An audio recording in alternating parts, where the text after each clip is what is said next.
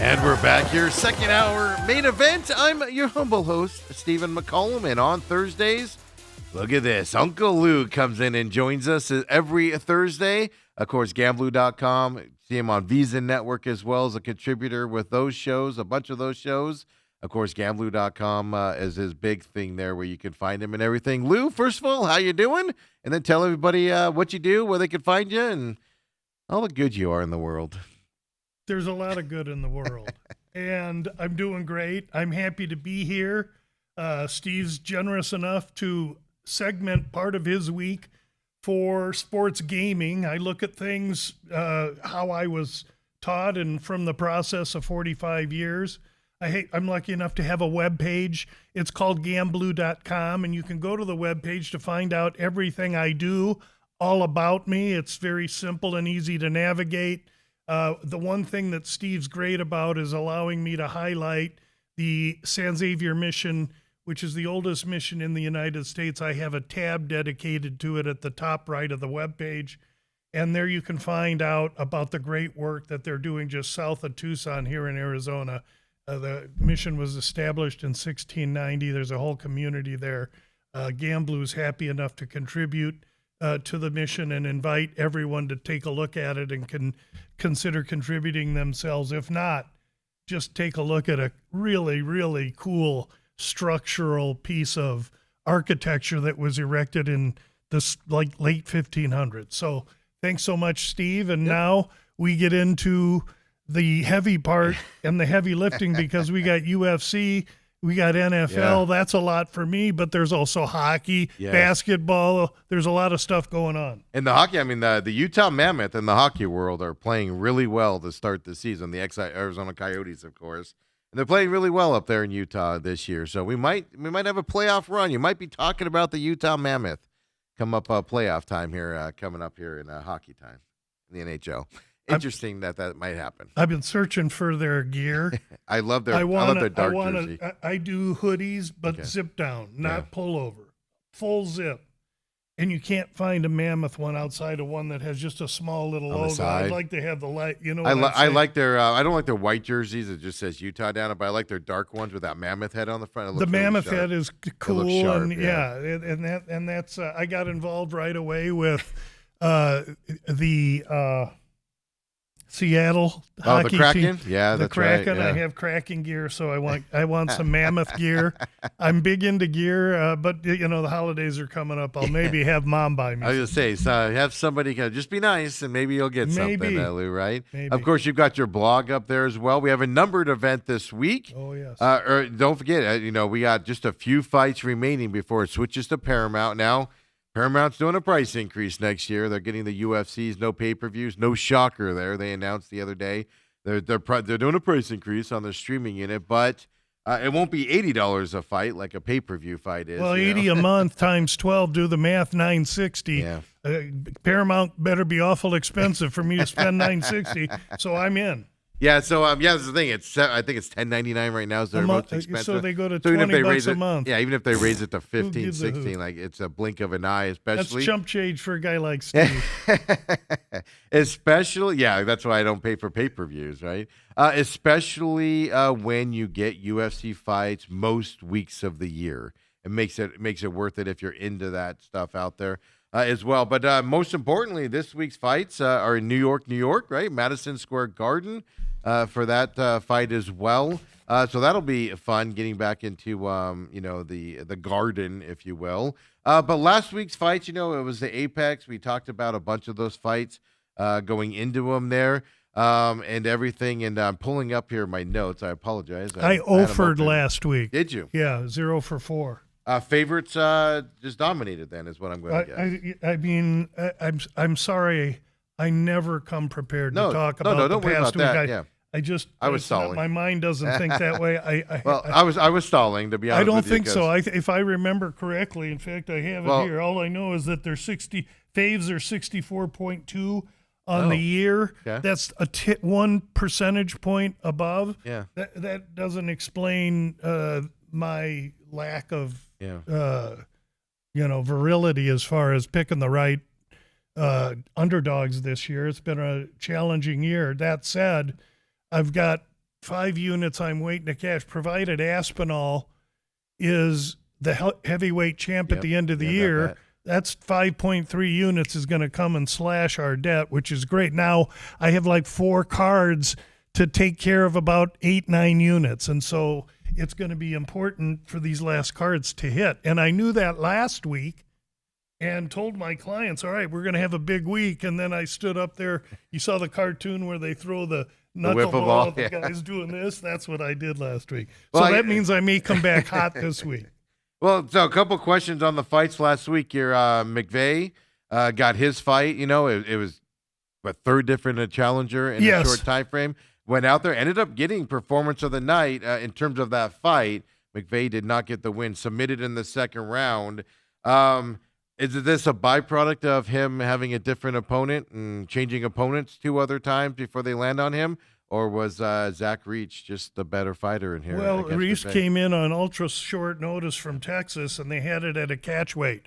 But, you know, these guys never really are too far from the gym. He said he was eating pizza when he found out he had to put the pizza down. Isn't that terrible? Anyway. It sounds like me. McVeigh is young. That was his second fight. Yeah. He's going to have to improve. He was very uneven in his performance, but he was strong and game and willing and won the first round. I believe if he stays with it, the lab will make something of him. And that, you know, it's the fight game and it's tough. You don't win them all. I'm on the maybe fade Reese side. Zach Reese, who ended up moving forward, but maybe, you know, we'll see. It depends on who the matchup is. So. Yeah. Well, I mean, it's impressive coming off your couch, stuffing your face with pizza in literally days. This wasn't, he found out a week in advance or a week and a half now. It was quick from that. But yeah, McVeigh, obviously MMA lab up there in North Phoenix. And because each fighter accepted the fight on such short notice because the UFC had time slots to fill and everything, imagine that they got bonus money. Yes, exactly as well. What does the catch weight fight mean? Just whatever show up and play? That means that these 2 guys always fight at 185 pounds, but for this fight, because one guy got off his couch and put pepperoni pizza down, the other guy, you know, fight was on, off. Okay, now we got you a guy, and now you're back on. Okay, the dude from Texas who won the fight, Reese, says, I'll take it, but I got to be 95. I can't make 85. They say, okay. They jam it through the commission, and all of a sudden, presto changeo, you got yourselves a fight. Exactly. I got to get through that Vegas commission, right? Nevada commission. Chris Padilla and Ishmael Bonfim, the brother there. Bonfim ended up getting KO'd in the second round here in this fight. My big thing here is more on the Padilla side than it is the Ishmael Bonfim side. Here, I mean, your opinion on Padilla after this fight with this knockout win? Dude's a warrior, and he beat a bully front runner. Yeah. You know, this kid come out thinking he's going to steamroll over him, and after a round of beating the bejeebies out of Padilla's still there, returning fire. Now, this Padilla's a dog. Somebody better watch out for him. Undefeated. How's the undefeated guy last week? The underdog. Yeah, that was the question. I should ask myself because I didn't bet the fight, but. Hindsight, like you always say, man, if you can look back and say, I should have bet that or I should have bet more on that. No, if I could bet last week's card right now, I guarantee I'd go 95%. That's the worst part is I probably would still struggle at it, to be honest with you. But that's why I said 95%. I'd still miss something. Then you got the main event here, the Gabriel Bonfim, you know, his brother, there against Randy Brown in this fight. Performance of the night, they did get bonus here as well. Brazil versus Jamaica. Bonfim ended up second round to KO there against Randy Brown. Bonfim, now you like the other brother you consider him a front runner, you know, not all there. Gabriel, with this win here, does it change your mind on him at all? Yes, because I didn't know he had that kind of might and aggression on the feet, and to penetrate Brown, a veteran like he was, definitely raised an eyebrow. And I had Brown. But Brown was asleep going down. Sometimes when you're out, the floor wakes you up, and that's exactly what happened here. I think it was a good stoppage. And it's a lot of controversy on that as well. A lot of people. Not from me, and I had the dude that got ice. So I mean, their competitive nature's like, no, I wasn't. Yes, you was. Yeah. Until he hit that ground, he was not moving. He was And then when he hit the ground, he maybe. moved. Yeah, I mean, exactly. I've seen enough of it to know. And he's a good young kid, but at 36, 35, he didn't have many more chances. Meanwhile, the young Bonfim 27 moves onward and upward, and that's what all these are about. Yeah. These are high-level, high-pressure fights we're going to see this weekend, and each guy that can win will really, or gal, will market and project themselves up in exposure and earnings power. What does it say? 'Cause the other controversy thing in this fight was, and I can't remember who it was just now off the top of my head here. I wrote it down. I can't find it. The gentleman that ended up, he fought a guy that missed his weight over the weekend and ended up still taking the fight. Got an increase in a. Oh, that was Padilla. Okay. Oh, that's right. That's who it was. It was Padilla. Yes, sir. And then, he took the fight. He went out submits there him and out beat there his as well. brains out. Exactly. But then isn't it a bad look that they sit there and beg for bonuses and everything? No. You don't think so? Come on, man. First of all, Yes. Dana White's got a colder heart than I do. 'Cause I He would've been thinks like, it's a "Hey, bad look. Yeah. He doesn't want the world to understand what Okay. I've been telling you on this show since you've had me, and that is foundational to the profit margin for the UFC is their ability to deal with a non-represented fight club. They're independent contractors. They are completely financially abused. Are they mentally abused? No, I'm not saying that. I'm saying financially the UFC is taking advantage of that situation to pad its pockets. That's why it keeps getting sold. That's why there's millions more. And you have a strong leader there that's going to dictate stuff. For instance, a fighter or two here. Yeah. And hey, listen, it is what it is. But you hear me start to say, you'll see on this fight card, there's a guy they want to win, and I'm going to go on him. Yeah, it just, first of all, I'm gonna say fantastic story. I don't mean it in that sense because it's kind of a sad story, but just the way he was pleading for it. And look, and it's not like he went in there and just beat a guy up. He still took the fight, took the extra purse with the guy that missed the weight and Ishmael Bonfim and all of that stuff out there. And then he goes out there and just kicks the crap out of him. And then like I said, this is begging for it and then not getting it as well was kind of like, man, what are we doing? That's not a good look. And that's why the UFC is doing that, because they don't want you to beg. And so now, if you think you got a shot, the last thing you're going to do is ask for it because they don't want that on TV. Yeah. And it is what it is. It's unfortunate. Then his post stuff was, I watched a lot of his post stuff afterwards, and he just kept going on and on about it and stuff like that. And that would be life-changing money for a kid like that. Absolutely. I mean, he made it clear, and not just for him. It was, to help his mom out and, tug at the heartstrings. I mean, but that also says something too. I mean, how about Warriors? He goes into a ring, into a octagon, where a guy's ready, trying to kill him, right? Yes. And he ends up dominating and everything. And the first thing after that fight is, I got to help my mom out here. Yeah, no, I got to ask for this bonus, the way I culture performed and all that. It's amazing. The culture and the kids are amazing. I get to hang around at this gym. They're all motivated. They're young. They're sober. They're focused, and they give off tremendous energy. I absorb as much as I can when I'm there. Being a 66-year-old guy, it's great. It's like when you go to homecoming at college campus. Man, you feel vibrant because there's nothing but 20-year-olds around. It's a vibrant and full of life situation. I just get tired, Lou. But anyway, as far as Padilla is concerned, I feel for him. I hope he does well. He'll get another fight. Yeah. He'll get a bonus eventually, I'm sure. It's just you better not cross Uncle Dana. Yeah, and that's the thing. It's just I was just sitting back going, all right, so maybe he didn't deserve a bonus. In some of those other fights I watched that they did bonus, I was like, and then I saw the accusations of he didn't get the bonus because he asked for it, stuff to that effect. But just from Dana White's perspective, I know he doesn't care, but it's like, man, you got to do something to just help your image, everything. But Dana White's the type of guy that's like, I don't care. No, they have the Contender Series to make things tough on Padilla. Yeah. So Padilla's next fight, if he's about to earn 10 to show up and 10 if he wins, that's 20. But he gives 40% of it away. Then there's taxes. I mean, he walks away with $7,000. Whoop-de-doo. Yeah. So if he wants more money, and the UFC says, we want you to make this fight, can I make more money? Because we got a contender guy over here that will walk in and fight for free. Yeah. Yeah, no, And so the pressure terrible. on the middle tier of UFC fighter that has bled for the UFC is tremendous. It's a ruthless game. Young people out there, think twice before you get into mixed martial arts. Before you get into that outside business. of well-being and fitness. Yeah, I was gonna say there's a lot of reasons not to get in. Mental well-being and fitness is great, but if your goal is the UFC, please get a college degree or find a supplemental, because you're going to need one.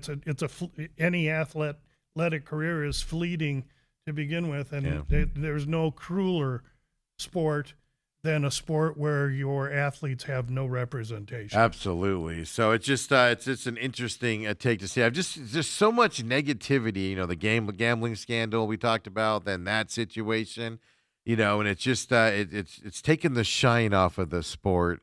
And it'll be interesting to see. Eventually, if it keeps happening like this, you'll start to see it kind of wilter a little bit. But these are the first stages of it, so we'll have to see where it moves from there. Well, I think if we're worried about fighters throwing fights, I don't think you have to be, because it'll be obvious, and they'll get banished from the UFC and probably put in the penitentiary. I mean, everything Dana says is true. They're going to prosecute you, man. I'll tell you what, my dad taught me at a young age, only get in a fight with someone you can win.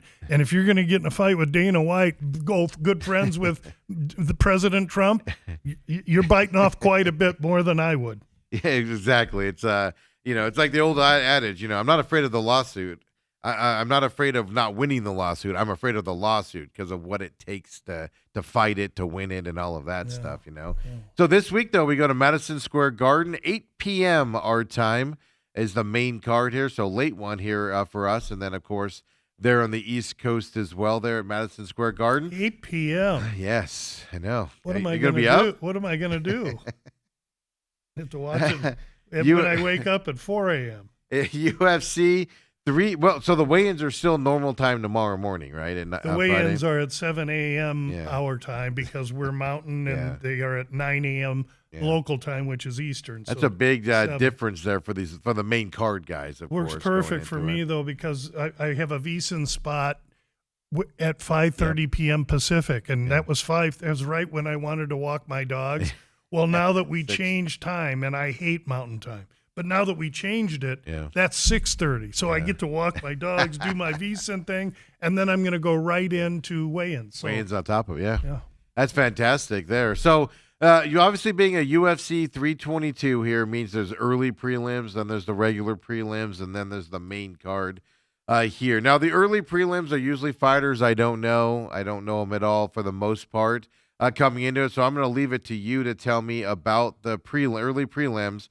But Gerard Meerschaert is on the early prelim fights here, and we've seen him multiple times. We've talked about him multiple times as well in this early prelim fight, according to the UFC page I'm on. What UFC early prelims, should we pay attention to? The first fight of the night,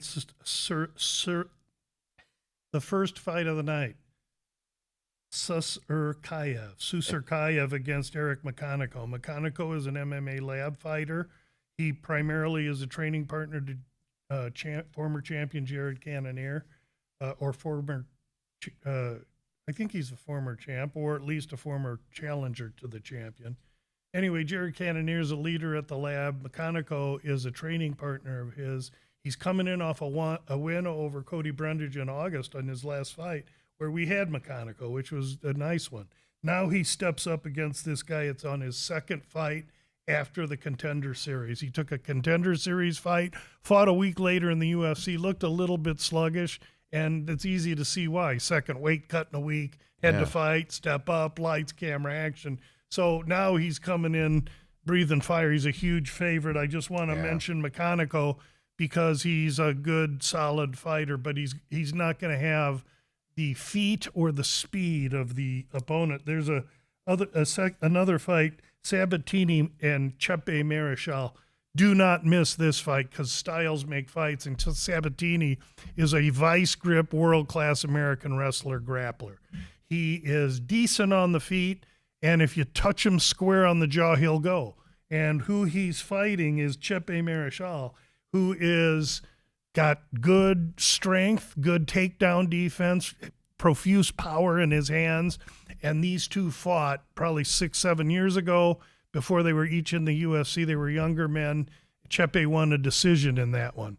I go back and forth on the fight, but you're going to see a striker against a grappler. And if Chepe's standing throwing, Sabatini's in trouble. If Sabatini's down on the ground with him, then Chepe could be in trouble. Should be just a fascinating fight. You mentioned Mearshart and Daukaus. Yep. Mearshart's on his way out. Daukaus is going to finish him in 1 or 2 rounds. Yeah, the over-under on that, by the way, is 1.5, and the over is -175. Because I've read a couple people doing my research on this here this week that a couple people said this was going to be a quick fight. But then, like I said, the number right now on DraftKings, 1.5 over -175. So kind of just made me question it a little bit on what I read. And you just said the same thing I've read. So interesting. I said that Daukaus is going to win in 1 or 2 rounds. Yes, exactly. That's what I believe. Mearshart's been finished in his 11 times. He lost his last 3. Yeah, he struggled. He's a great guy, but he's a grappler. Blanchfield against Tracy Cortez. That's another rematch. Cortez won it years ago. This is revenge time. And Blanchfield's a big favorite, and she should be. I like the revenge factor. -258 right now for her.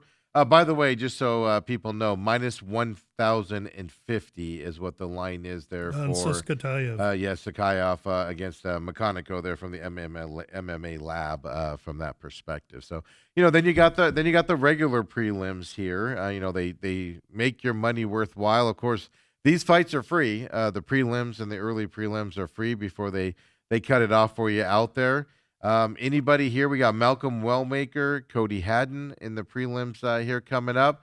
Gregory Rodriguez, we've seen him fight numerous times, along with Roman Kopylov. He looks familiar to me as well. So you tell me here in this section of the prelims with Bo Nickel and Rodolfo Vieira as well, which one of these fights should we watch? All of them. Rodriguez and Kopylov.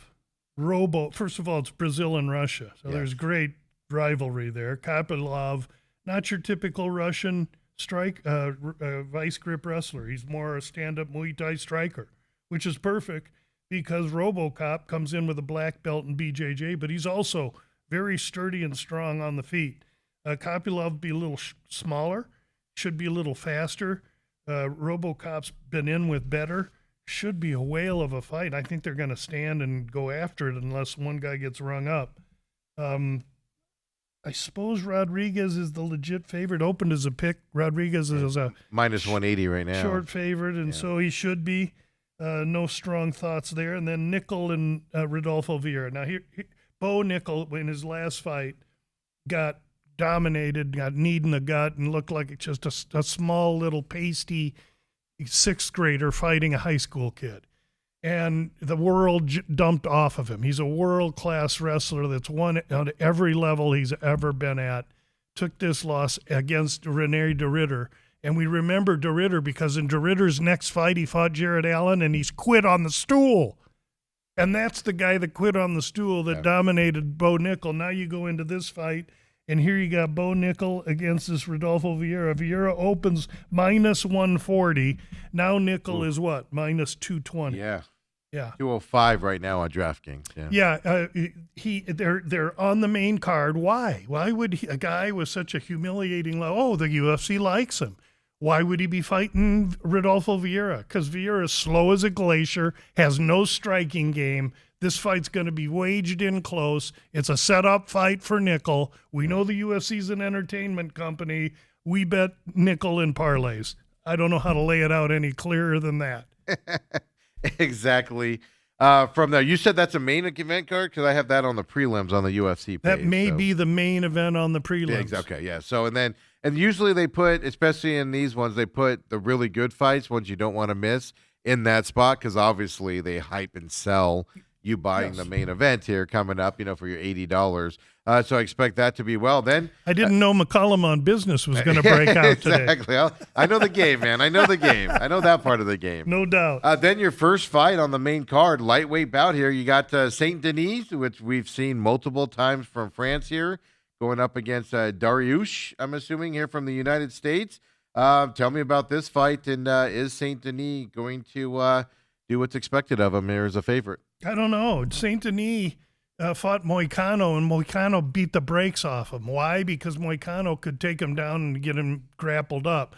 Saint Denis rung Poirier's bell, so he's got power, and Dariush is chinny. He's also, Dariush is 36 years old, Saint Denis 29.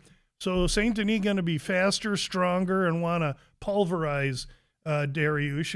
And Dariush, like I say, Dariush can be chinny. That said, if Dariush can get in close, if he can find this fight against the fence or onto the floor, I think he stands at great advantage. And he the only thing keeping me from really supporting him or making a stand for him heavily right now is the age factor. These guys are both lefties, so it's going to be an odd fight, Ooh, but it's going to look weird. it is going to look real weird. I'm going to regard Dariush as much more live than this line is indicating. He opened Saint Denis minus 300. Now he's minus what? 190. 180. Yeah. That's so there's a little half bit drop, of trickle of money coming in. You got to respect Dariush. No, you say an over under on this is 1.5. A lot of 1.5s on this fight. At some of these matches here, minus 166 to the over. Sorry to interrupt. No, that you're good. 1.5 leads me to believe that the market thinks that Saint Denis is going to catch Dariush With that over number? Okay. with that 1.5 Yeah. number. The 1.5 number, yes. Yeah, I think if that goes over 1.5, I think we're looking at Dariush fight.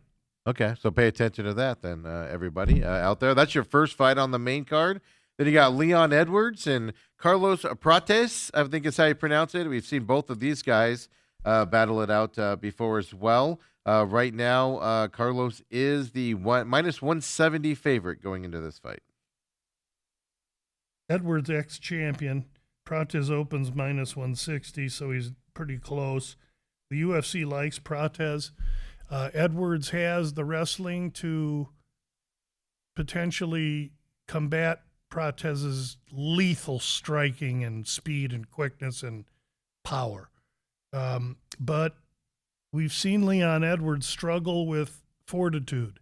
And Prates came out in his interviews this week and says, listen, if you don't have the will to win, then you just don't have the will to win. And he basically called his opponent a quitter. The opponent's saying all the right things, but Leon can be really mentally inconsistent. So, I'll be watching that fight. I think Prates finds him and finishes him. I remember last time Leon Edwards, and it's rare that I remember what we talk about with these fighters and everything, but I do remember last time he fought, he was either the main event or just underneath the main event, co-main event.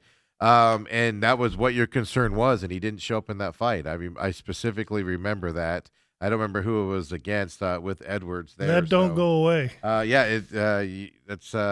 You can't train that, right? No, I mean, if this thing gets into they're sitting there on the stool getting ready for the third, and Leon's, each man's taking a beating, it'll be interesting to see what happens. I will say this.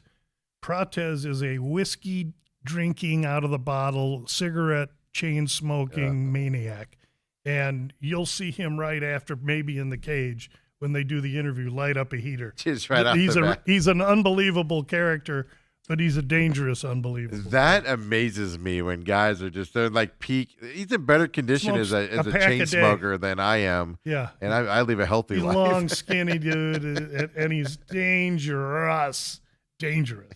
Then you got Sean Brady and Michael Morales next up here as well. Brady is a minus 135 favorite. Morales, it says on here, is from Ecuador here. So what kind of fighter are we going to see? The dude looks like they just took a chisel into granite and carved out this dude that's all cut up.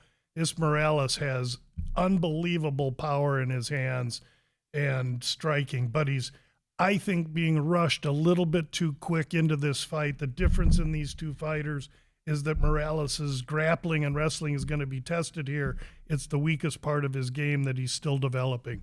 As far as Brady is concerned, the guy's world-class Philadelphia vice grip American wrestler, jiu-jitsu grappler. And if anything, his hands have greatly improved. However, he has had nose and breathing issues, has had operations on his face some years ago. And it was in a fight where he just was totally dominated on the feet. And so he has to engage Morales and get this fight against the fence and at close quarters. If he doesn't, if Morales is allowed this young man to stay on the outside, he could really hurt Brady. 32 for Brady, 26 for Morales. Morales will be a couple inches taller, going to have a 7-inch reach advantage. So Brady cannot allow this fight to stand. I lean to Brady here because of the experience. I think he's going to be able to get in on Morales, take him down, force him to grapple for 2 rounds, gas him out, and then hold control. 7-inch reach advantage. That's a lot. That's a lot. How do you get inside when a guy's got that reach advantage? I guess we'll have to find out. The same way with that. The same way that Dick Butkus, Willie Lanier, and Ray Nitschke did. Put your head down and then just You go. blitz. You're blitzing, baby. Co-main event is a women's flyweight title bout here. Valentina Shevchenko. Thank you. Against Zhang Weili. Yes. Really? Weili Zhang. China versus Kyrgyzstan. Russia and China. This is great. Now, here's the simple truth. Valentina Shevchenko in the history of women's mixed martial arts is the GOAT of women's mixed martial arts, in my opinion. There's a huge community, and I'm the minority, that believes Amanda Nunes is. Well, Shevchenko fought Nunes years ago at 35 and beat her, but they gave the split decision to Nunes. Nunes didn't win the fight. So in my mind, I regard Shevchenko at least on par with Nunes. Surely not a step back, but Shevchenko, who fought at 35 and has always fought bigger women, she fights at 125, is now 37 years old. And she wins her fights on high IQ, deft movement, and pitter-patter number points accrual. She has no power, no finishing ability that she has displayed. And she's getting this champion, Zhang, from China, who's put together. Now, Zhang is 115 champion, and she's now stepping up to 25. Shevchenko will have the larger body, but I'm not convinced she's going to be the stronger fighter. If there's a finish in this fight, I believe it's the young Chinese fighter, Zhang, that has the ability to finish this. And I just think that there comes a time, and I think it's a good spot for Zhang, but most of the people that just read numbers are having a hard time believing that Zhang's going to be able to compete at that level with someone like Shevchenko, who's competed with ladies at 135, let 125. But that was 5, 6, 8 years ago, folks. We got to handicap the fighters that are going to go into the cage on Saturday, and I'm high on Zhang, very high. Yeah, plus 114 going into this fight. What's the total there by Kimosabi? The 4.5 over to $1 million. Minus 270 to the That's over. right. And so don't forget to play Zhang via decision. That's plus 200. Yeah, exactly. That is plus 200 because under Yes, sir. 4.5 is plus 200 as No, well. you go to the So props. you go to the Zhang props, decision. They're telling you it's going to a decision with Yep. that 4.5. So So go if I Zhang think Zhang's decision. winning, I got to try Zhang decision, especially 2-1. That's a nice little piece of price. Perfect there. And then you've got the main event here. Jack Della Maddalena, plus 230 odds right now to Islam Makhachev here. Makachev. Why did I add the ed off on that? Makachev is a Russian Dagestani fighting in the shadow of Khabib Nurmagomedov, his coach. They're fighting for Khabib's dad, who passed away a few years ago. Makachev ruled 55, and he cut a great amount of weight and somewhat compromised himself to do it, but he dominated there. Now he's moving to 170, and most handicappers handicapping this fight are saying this. Well, Jack Della Maddalena is the natural welterweight. Jack Della Maddalena is an inch taller. He's going to have a 3-inch reach advantage. So Maddalena, the natural welterweight, is going to be way bigger than Makachev. Wrong-o. And so it ain't just height and weight. Makachev's put this weight on over the course of 9-10 months. He really, sometimes when fighters compromise themselves fighting low, when they get to their natural weight, look out. He's a vice grip Dagestani wrestler, and now he's going in against primarily a striker with great get-up ability, meaning Della Maddalena in past fights has been able to get up from the takedown. Most people believe that the Della Maddalena size and striking will carve Makhachev on the feet. He has to keep it on the feet. I agree that Della Maddalena has to keep it on the feet in order to win the fight. I don't agree he carves Makhachev up. In fact, I see the fight as par on the feet. Makhachev's striking is getting totally undersold here. As well, I think that when he does take him down, I think after a couple, 2-3 rounds, Makhachev's been through 5-round fights but before Della Maddalena once. I think that the commentary that the size is going to be too much for Makhachev doesn't wash with me. And for that reason, I like Makhachev, and I used him with nickel in the parlay. Yep, and Makhachev, by the way, now this is interesting to me. Both co-main event with the ladies, and then this one here, champions. You're saying that the underdogs are live in this one. So 2 new possible champions coming into this bat. No, I just got done saying that Makhachev is live. He's the favorite. And I got done saying that he's not the belt holder. John's the champion. Well, you right? you said underdogs. Oh, I'm sorry. Yeah. Okay. Well, champion. So the guys. I apologize. Yes, I believe the non-champions are live going in, so we could have 2 new champions. I believe so. That's how I handicap. Ignore my wording and go with Lou. Oh yeah. Well, I'm trying to listen. No, you do a good job of it. The main card is really worth the money, guys. I mean, if you're going to stay up and watch fights, I mean, all I have to do is make sure I don't get into the White Claw till about 7 p.m. Here's the interesting 5-round fight. Over under here set at 3.5 here, minus 135 to the under. You know, obviously I know on 3-round fights, if you see the 1.5, it's something I pay attention to. 5-round fight, a 3.5, card right there. Something to that's watch? a kind of I don't know. Usually those go to 4.5. Listen to this. Early in the week, I found a site that had 1.5, but the 1.5 was minus 350. I bet the ranch on it. Yeah, I was going to say that. Even though that's minus 350, I bet the ranch on it. Yeah, exactly. Now, what happens? I'll wait until right before the fight. Wow. I'll probably put a couple of bucks on fight does not go the distance. That'll probably be a plus price. Yeah. And that way I can play the middle that it goes past 1.5, but it don't go to the end of the fight. And I can get both. It's called arbitrage betting. I do a good amount of it. But, yeah, I think Makhachev is the real deal, and that Maddalena, if you look at who he's fought against, who Makhachev has fought, it's just one-sided. Yeah, so that's exciting that 2 champions could be dethroned this weekend here in UFC 322 from New York City. Madison Square Garden, 8 p.m. is for the main card. I think that would make it about 2 or 3 p.m. there for the early prelims coming up on Saturday night there as well for UFC 322. And then, Lou, when we come back here, we'll get into the NFL this weekend. We got a lot of good games coming up here. We'll look at how the odds have changed. Have they changed at all? Stuff we're paying attention to. Come on back. The main event with Uncle Lou.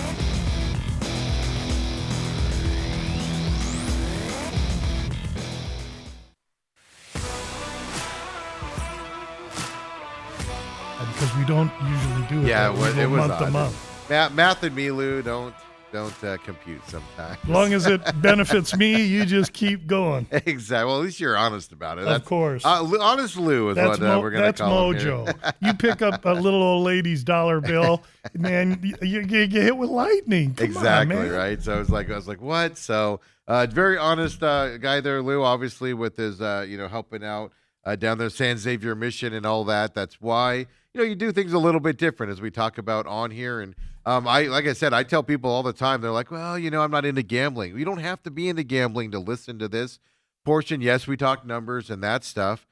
But, you got a friend there at the office that talks a lot of UFC. You can just talk to him about it, and give you those perspectives. Same thing with the NFL this weekend. Even if you don't put money down onto it, you can talk to your buddies and kind of do that surprise pick here coming up this weekend. The water cooler pick. Yes, make them impressed as you go into it. I know Dale told you this as he was leaving, but, of course, Bears-Vikings are matched up this weekend.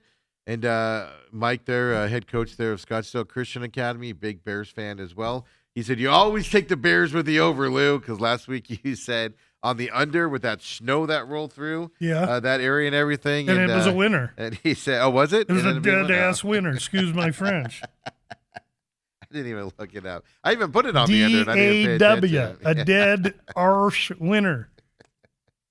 There's a couple of them this week. I'd say you obviously watched the weather and everything coming in. I mean, the snow that was coming down with that wind there in Chicago last week. Obviously, well, let's just start with that game since we're talking about it. Bears-Vikings, obviously indoors there in Minnesota. Changes it up here. J.J. McCarthy, to me, I just cannot get my hands around him. He'll win a game late, but he'll struggle at times. Of course, they didn't. They're 4-5 on the season. Vikings need a win here to stay involved in that division. Bears obviously need a win to stay up on the top there at 6-3 going into this. Are people? My impression of Chicago people is they just gamble out. They're like the East Coasters on this. I'm assuming people have jumped onto this Bears bandwagon and are betting them up, and the not that necessarily the lines change week to week, but people are betting them up every week here as they continue to improve and play well. Right, and they're playing well because their turnover ratio is number one in the NFL at plus 14. If that keeps on, you better just watch out. So the issue is their 28th ranked defense via DVOA. They struggle stopping anything. And Minnesota has got the 14th ranked rush offense. They've got the young running back Jones, I believe his name is, has come back. So they got the two-headed monster Jones and Mason back.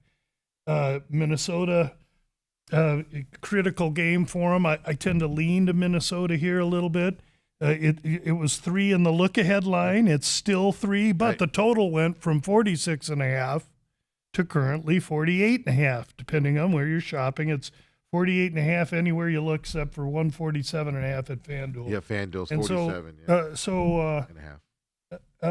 Indoors, carpet, Chicago with a porous defense, and young McCarthy with some decent receivers. We'll see. I don't know that Chicago's offense, 16 against the 17 defense for Minnesota, can be anything but competitive. And so I lean to Minnesota here. You're only given 2.5 points. 2.5 right now, yeah. I maybe would tease it all the way through to 3.5 Minnesota, meaning a 6-point teaser, turning Minnesota to plus 3.5, or I'd use them on the money line.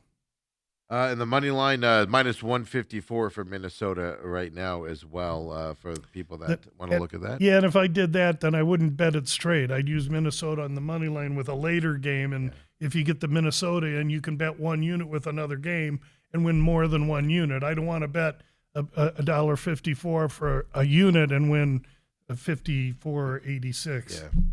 Yeah, that's the thing on that side. But I just think, in terms of that side, I'm actually surprised that the Vikings are 2.5-point favorites and that line's only moved that half a point.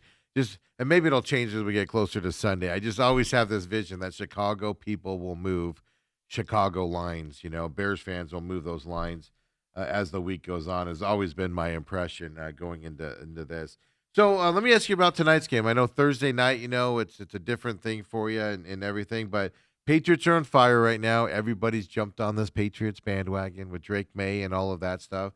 Everybody's jumped off the Jets bandwagon with their offense being terrible, all of that stuff happening.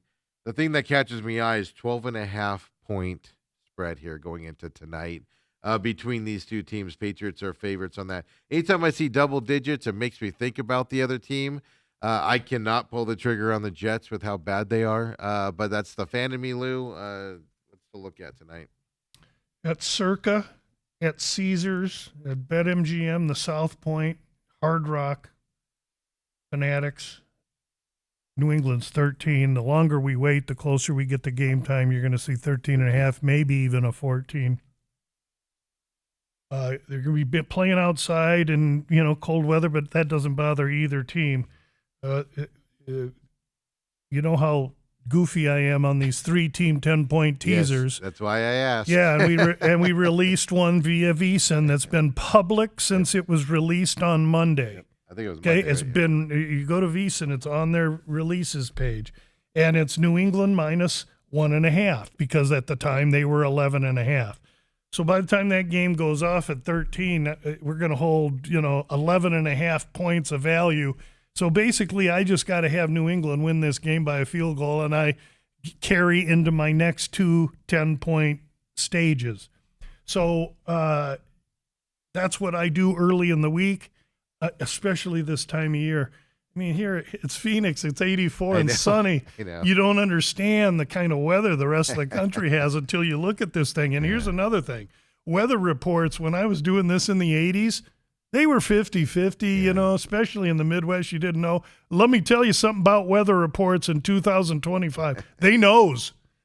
They got wind maps. Yeah. I can go to wind chime or something. I can see the directions. I can blow the stadium up and see which way and how strong. And believe me, that I spend a ton of time doing that to try and get this 1.5, 2.5 points of advantage. What's the other game that's going to have that kind of issue in is Pittsburgh, Cincinnati. It has to be the Pittsburgh. Yeah, game. it's Pitt and Cincy, and that number has kind of stayed level, but the wind is going to be substantial there. You're probably going to have snow as well. The only thing keeping me from jumping on that is that neither of those two teams can stop a sneeze. Yes. They could put up 80 on me. So really, in an ideal world, I'm taking 41s and 42s and taking them up 10 and going under low spreads, not necessarily high spreads.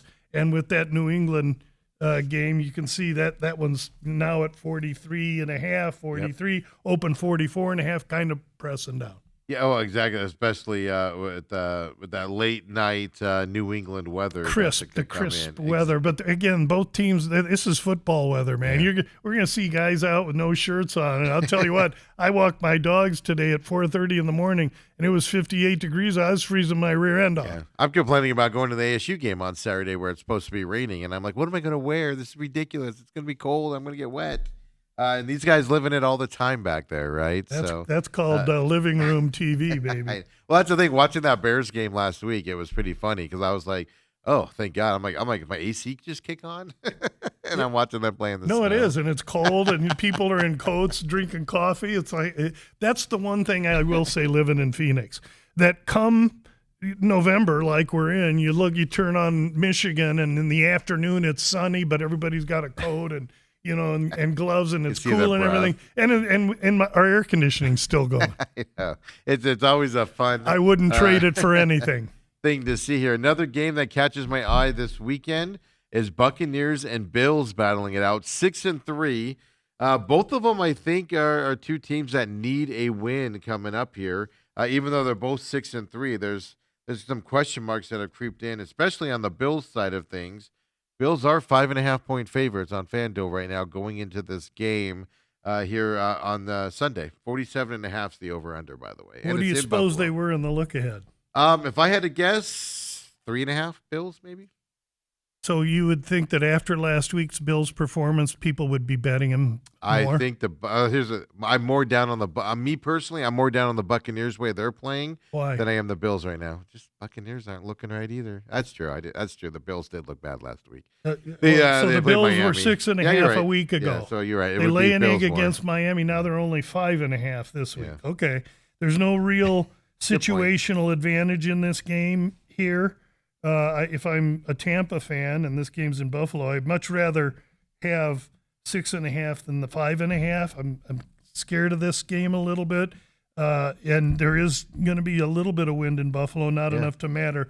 These two teams got the look like they could throw it all over the yard. Tampa Bay is going to dominate this Buffalo defense, and the Buffalo offense finds itself against the 7th-ranked Tampa Bay defense that's balanced, 4th against the run, 6th against the pass.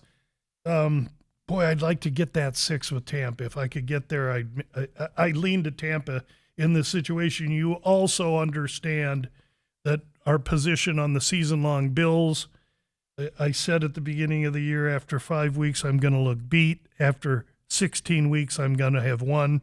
I still believe that's very, very possible. The Bills could be re-entering the atmosphere with a bunch of loose lug nuts. Yeah, and I don't know what's the weather going to be like up there in Buffalo, because Tampa doesn't go Buffalo up in into warm November stuff. on a night. It's going to be cold and windy. It's just not over 12 or 14 wind yet to trigger me looking at the total. It just it's, those Tampa boys, they get up there, and if it's 50 degrees, they're might as well be 20 below at that point. Now understand that total now is now 47.5 or 48, and it opened 49.5. So the wind may be affecting things a little bit, plus some Tampa injuries. Yeah, that's the other side of it. That's why I was thinking. I completely wasn't factoring the Miami debacle that happened last week with the Bills as well. So. Well, that's what you're paying me to do, my friend. That's why we bring you on. You give us. That's right. You take us out those fan perspectives and fan ideas of what are happening out there, and you tell us the cold reality. But I'll tell you what. I mean, they got Tampa, a tough team at home tonight or this weekend, and that's that's on Sunday. Then they turn around and travel Thursday to Houston, tough defensive team across the country in a bad spot. So, boy, if I can get Tampa to win in this game, I think Houston's live too. Oh, really? Really? All right. I don't hear that too much often this year. Then you got Chargers, Jaguars this weekend. This one intrigues me just because the Chargers, with their injury bugs and everything, just keep winning, and they have to do it to stay alive in that.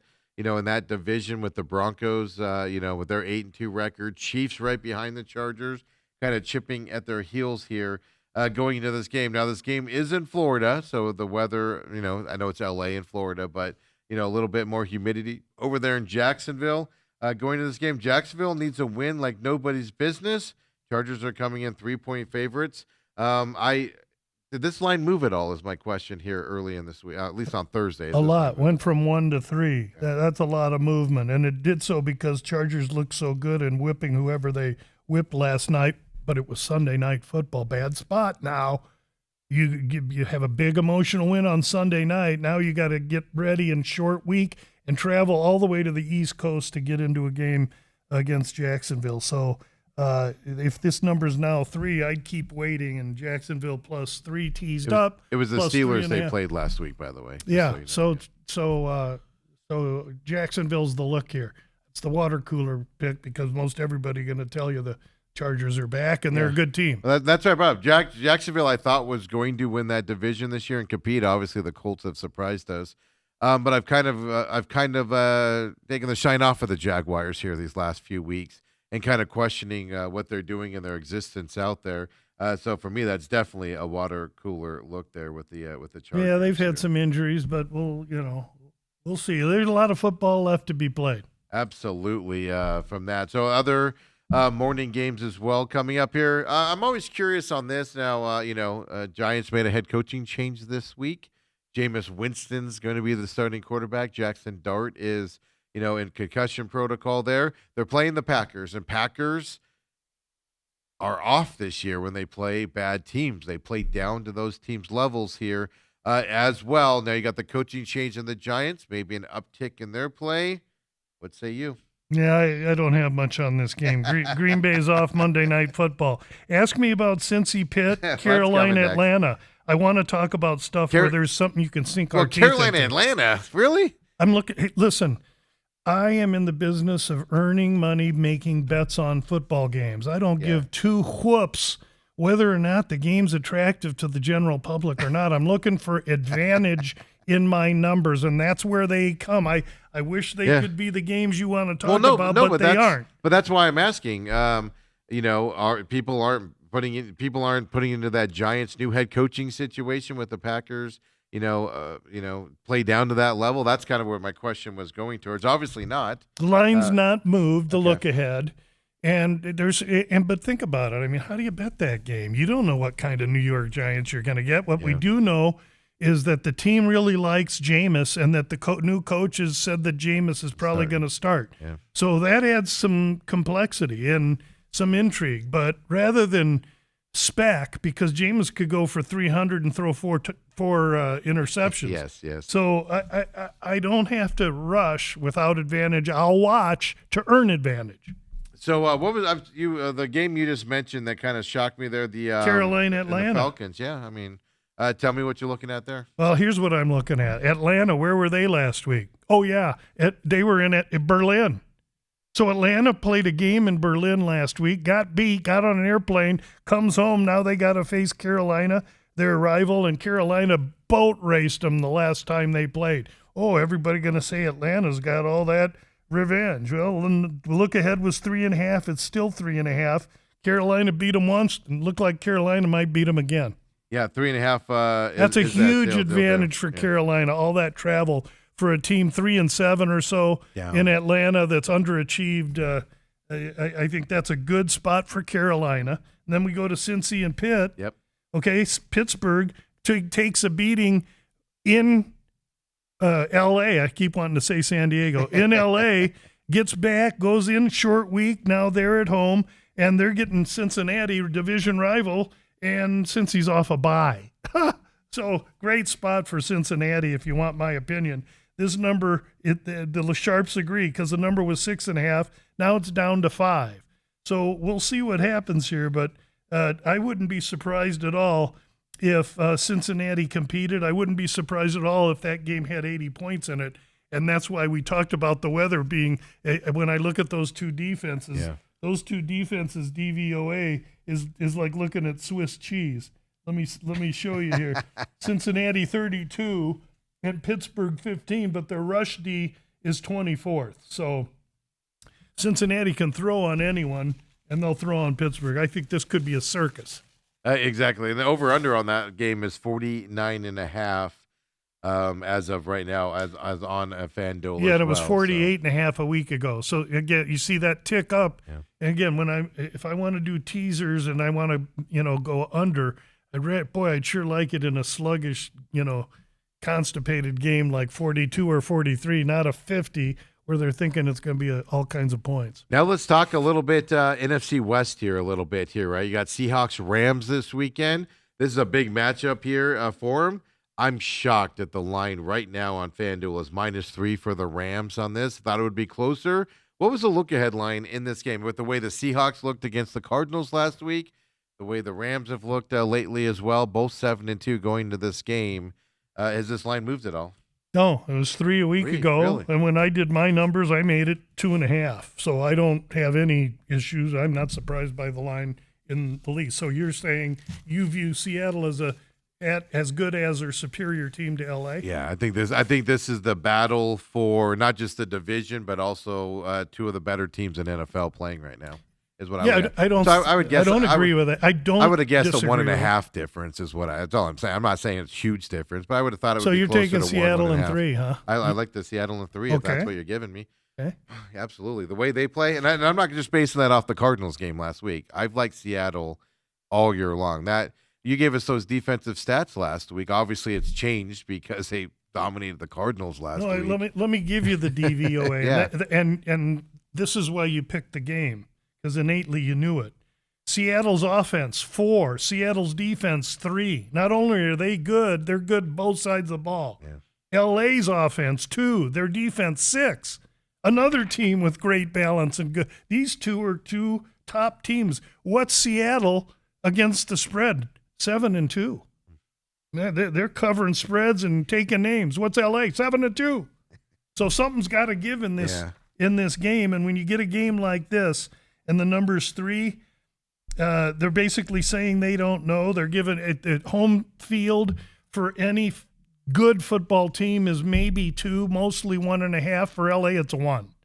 Okay, so I think LA is a 1.5 better on a neutral field than Seattle. That's why I got to the 2.5. Yeah. We'll have to see if it's probably a watch because I think I like the Denver-Kansas City game more. It's on at the same time, and I tend to not have a whole lot of action at the same time on late games. I tend to focus on one game where I can play into. And by the way, I'm not. I like Seahawks +3, but this is a game that I just want to watch and just enjoy it if I had the choice. Because I don't know, I could see the Rams winning this easily as well. Winning this as well. So should be a great game. Totally, and that's why I look at it. Because when I look at it, I'm like, if you're going to put money on this, like, how do you do this for an advantage in a game where 2 teams are so evenly matched going into it? And that's kind of what I was looking at there. Before we get to that Chiefs-Broncos game, Cardinals-49ers this weekend. Both are walking mash units coming into this game. I'm not going to lie to you guys. I'm shocked that the Cardinals are 3-point dogs in this game. Thought it would be a little bit more, even with the Niners injuries, because I don't know who's going to catch footballs for the Cardinals this weekend with Marvin Harrison Jr. now out and Wilson some and of those Dortch. other guys coming into it. So has this line moved with all these injuries, or has it been 3 the whole time? That's a good question. It was a pick. So now you got San Fran 3. Yep. So and San Fran -8 turnover ratio, and they've been dinged up all over. Listen, if you could wave a wand and say, come week 16, every team in the NFL is going to be 100% healthy, I'd put San Francisco Super Bowl future down right now. Yeah. Right now, but I can't trust that, and so you got a lot of unknown with their injuries. And you got more injuries on the Arizona side of the ball. More important ones. And we just found out that the glass slipper that Brissett was wearing broke last week. So there's a lot of work to do in the desert. I tend to think that San Francisco's the side here. There's quarterback issues here. It's just been – this isn't an easy situation. We'll see how the team reacts. Not a game I want to bet. Yeah. Just the local team. We talk about them out. And I agree. I'm just so shocked. I expected to see 5 or 6 as a difference there, just from the 49ers perspective coming into this game. Chiefs Broncos. You said you're looking forward to this one. I am as well. Broncos just win. It's all smoke and mirrors. It feels like, but they go out there and they win these games. They can score a lot of points. They can come back at the end of the game. They can win a game, 6-3 as well. Here, and Chiefs need a win here at 5-4 on the season against their division foe coming into this game. And my phone just shut down on me for the line there. But tell us what you're thinking about this game. By the way, 3.5-point favorite for the Chiefs this weekend in Denver. Yeah, and there's a 4 or 2 out there, and you're going to it'll get to 4, maybe even 4.5 if you're patient, because it's a big public side with Kansas City. And I get it. Not only do you have the coach and the quarterback, you got a team that's getting healthy, and then you got this obtuse statistic about Reed off a bye. Yeah. He don't lose off a bye. So you got all that going into a team that Chiefs have won in Denver for like 20 years. The Denver hasn't won at home against the Chiefs. But this is a little bit different. The Chiefs have played – I wrote this down somewhere, and I needed to save it. The Chiefs have played over the last 3 weeks the Bills, the Commies, and the Raiders. Those defenses together are terrible, and everybody's believing in Kansas City. Yeah. Denver's defense ain't what those are. Let me tell you right now. Denver wants to win at home. Denver's 8-2. They should be 9-1 because they were robbed of a win in Indianapolis. I've been high on Denver for a long time. I'm still high on them. I think they're going to shellac our Kansas City Chiefs this week. Yeah, and they're 3.5 Give me point 4 dogs. points with the Denver at home, and all I'll do is say thank you. I was going to say, so because a lot of money now, it's minus 120, 3.5, minus 3.5 for the Chiefs, minus 120. So We're that's not going to move betting to it now. 4. They're the underdogs, so we're waiting until right before what game I'm saying. time, and then you won't see that. You're going to see +4 or Yep. plus 4.5. So That's be what you're gonna- patient with that one. Yes. Coming up as well. The last game I want to talk to you about here is Sunday Night Football, Lions-Eagles facing off here as well. 2.5-point favorites here for the Eagles at home against the Lions. Campbell took over the offensive play calling this week from his offensive coordinator, and so they're making changes there and kind of disproportionate going to this game. 6-3 Lions, 7-2 Eagles coming into this game. Like I said, it's 2.5-point favorites to the Eagles right now. Yeah, and it was 1.5. They were 1.5 a week ago, so they saw Philly win in Green Bay. They believe they're betting Philly. So let's look at Detroit because they look a lot like LA and Seattle. Offense, DVOA, 5. Defense, 5. Philadelphia offense, 8. Defense, 14. Defense, 14. Run defense, 21. Oof. Detroit, 6th ranked rush DVOA. This head coach for Detroit and these two running backs for Detroit are going to just pulverize the midsection of this Philadelphia defense. Both teams are 6-3 against the spread, so they're hot and they're coming in. They're coming in ready to go. But Philadelphia has to overcome the fact that they played last Monday night. Yeah. So even though they're home, they're 1-day rest disadvantage over a motivated Detroit team. I'm all about Detroit here. Do you take into account all the distractions happening in Eagles land right now? Like A.J. Brown's, doing a lot of talking. They're having to answer a lot of questions for him. They look like they're tired of answering questions about it. Does that factor in? Is that at all going into this game, or is that just off to the side? White noise. White noise. That stuff is designed to get all the public worked up. And the other thing that gets the public really worked up the last few years is these injuries. When you see Barbie doll, the sports gal sitting in front of the TV talking about, the right tackle for the Tampa Bay might be out this week, worse, you know that it's gone too far, okay?